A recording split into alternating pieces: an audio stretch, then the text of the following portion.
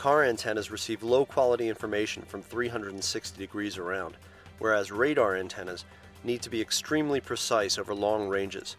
It's an expertise hard to come by, but the Center for Severe Weather Research found it with Kevin Shoemaker. I heard about Kevin Shoemaker through the years, over and over, probably since the early 80s.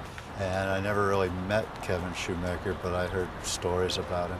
I knew he had a lot of harebrained schemes, and I called Josh, that this would be the guy who could fix his antenna, because we've tried several other guys to get his antenna fixed, and we were all failures.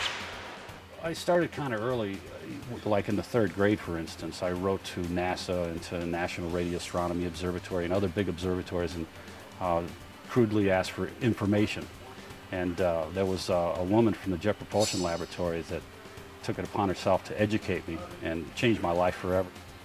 I've worked on satellite antennas, and I've worked on antennas for Air Force One. The Air Force One needed a particular antenna that it had the unusual qualities of being very broad beamed and very high gain. If you want to have that kind of gain or sensitivity and a broad field of view, it's usually pretty tough to do. But I figured out a way to do it.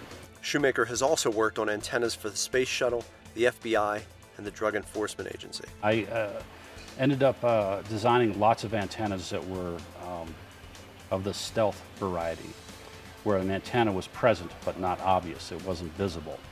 Kevin was brought into CSWR to work on the phased array antenna, what they call a fast scanning radar.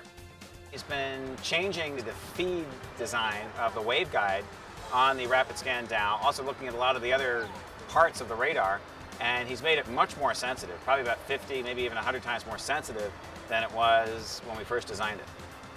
This puts VORTEX2 in a much better position to obtain detailed readings of a severe storm at fairly close range. And though he is not here on the road, Shoemaker's presence is felt.